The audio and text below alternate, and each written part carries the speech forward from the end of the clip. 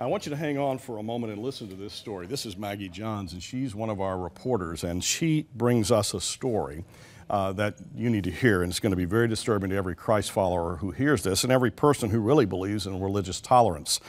This is the cover or the front of the National Post. It's from just a few days ago, and the headline reads this: "Is this woman too Christian to hire?" Now, one of the things that we do when we ask you to give for us here at 100 Huntley Street and Crossroads is that we try to bring you stories that affect people of faith, sometimes positively and sometimes in a negative light. And we try to expose some things sometimes that are kept underneath the radar screen. And this story, I think, is out of British Columbia in Western Canada. Yeah. What's this story all about, Maggie? And I know you have some clips too. Yeah, a lot of Canadians have probably heard of Bethany Paquette in the last week or so.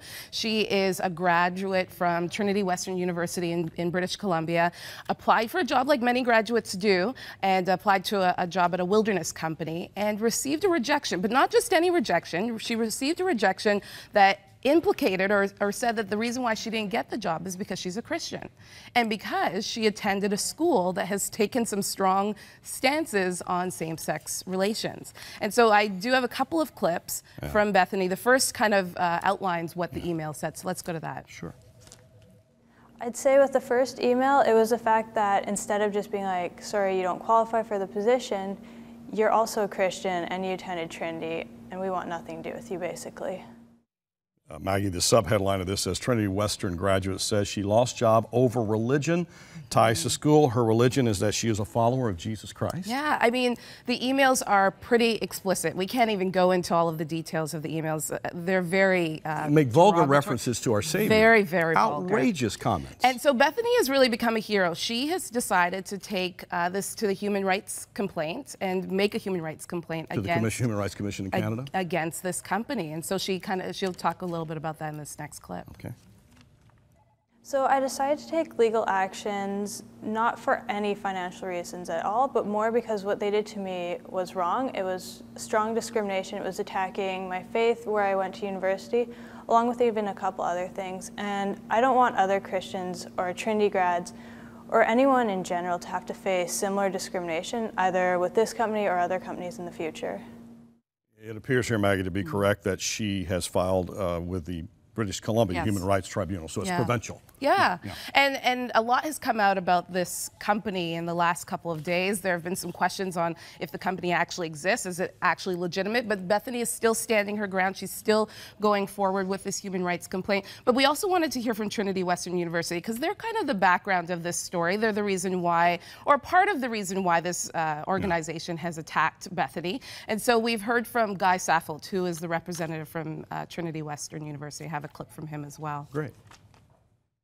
Well, this is a shocking case of discrimination against a Christian person solely because of their faith. And as a Christian university, we're very concerned about that. We think Christian people all across North America, all across Canada, should be concerned that a member of our faith would be treated with this degree of bias. Well, this is outrageous, and there is a holy, righteous anger that we should have about this. And while we must always be calm and gracious, we also must be convictional, and we must also defend the faith, and especially the person of Jesus Christ. It is outrageous when you read some of the things that they made reference to, the vulgarities of our Savior. Our commitment, Maggie's a member of our team here at Crossroads, and she and others are out getting stories, collecting stories, and reporting to you on 100 Huntley Street and other outlets that we have. News stories that affect people of faith, not just people who are Christ followers, but people of faith, people who believe in God, believe in a divine being. Our conviction is that Jesus Christ is the hope of the world. We bring that to you daily. We also want to bring with that optimism and encouragement that Christ and His forgiving power demonstrates. We also want to be able to share with you stories like these that Maggie has presented and others throughout the year that affect communities of faith. Your support helps us accomplish that. We get the stories out. We expose these kinds of things. We do report good news. We do.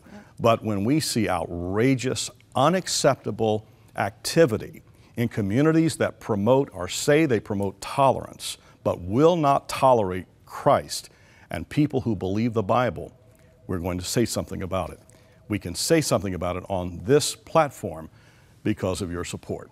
I hope that you'll call and that you'll pledge and become a monthly partner with us right away. 1-888-288-0003. Maggie, we love and appreciate you. Thank you. And we'll be following the story. That's right. We'll Yeah. follow up. Yeah. Thanks so much.